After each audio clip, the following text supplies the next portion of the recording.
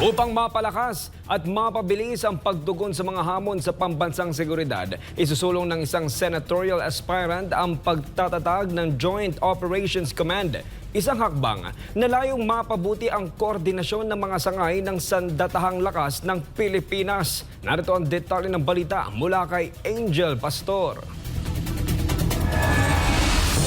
Sa harap ng mga pagsubok sa pambansang seguridad, inihayag ng founder ng Kingdom of Jesus Christ, Pastor Apollo C. Quiboloy, na kasalukuyang tumatakbo bilang senador ang kanyang plano upang palakasin ang koordinasyon ng mga sangay ng Armed Forces of the Philippines o AFP sa pamamagitan ng isang panukalang batas na magtatatag ng Joint Operations Command o JOC. Ayon kay Pastor Apollo, layunin ng JOC na mapalakas ang operasyon ng AFP sa pamamagitan ng isang mas malinaw na sistema at mas epektibong pagtutulungan ng Army, Navy at Air Force. Sa isang panayam sa kanyang tagapagsalita na si Attorney Kay Lorente, inilahad ng butihing pastor na ang pagtatag ng JOC ay magpapahusay sa kakayahan ng AFP na magbigay ng agarang tugon sa mga banta sa pambansang seguridad, lalo na sa mga lugar na kadalasang apektado ng kalamidad at sa mga hamong may kaugnayan sa maritime zone.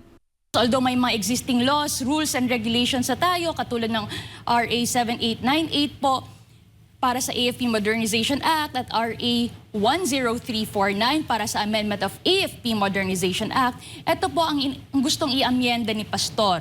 So magkakaroon po again ng JOC or Joint Operations Command, wherein it centralizes the command across all branches of the AFP. Maliban sa pagpapalakas ng operasyon sa mga lugar na may mataas na panganib tulad ng mga disaster-prone regions at maritime zones, layunin din ng JOC na magsagawa ng mas mahigpit na monitoring sa mga smuggling routes at magpatibay ng cybersecurity measures upang protektahan ang mga kritikal na infrastructure ng bansa. Para sa visibility ng JOC, yung category po na border and entry points, mahalaga po yun. So dapat, lalo na sa mga major ports and airports katulad ng NAIA, andyan po yung Subic Bay Freeport, ang Clark International Airport, Cebu International Port, Davao International Airport.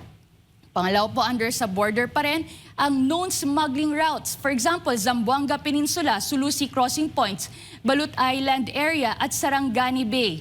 At pang-apat po, para sa ating JOC na mga command centers, ay yung cybersecurity centers katulad ng critical infrastructure ng Metro Manila Cyber Facilities. Andyan din po yung Clark Special Economic Zone Data Centers at Cebu IT Park at Davao Cyber Corridors. So di ba, komprehensibo talaga pag mag-isip si Pastor.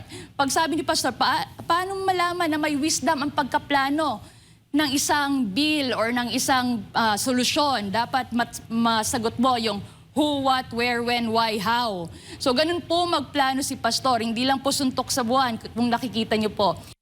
Kaugnay dito, upang maisakatuparan ito, ipinanukala ni Pastor Apollo na itatag ang JOC sa ilalim ng Department of National Defense o DND. Magkakaroon din ng mga Standard Operating Procedures o SOP para sa pinagsamang operasyon ng Army, Navy at Air Force. Sakaling maging batas, tututukan din ito ang pagkakaroon ng Joint Tactical Operation Exercises. Ang JOC ay pinatutupad na sa maraming bansa, kabilang ang Estados Unidos, United Kingdom at Australia upang palakasin ang kanilang armadong puwersa.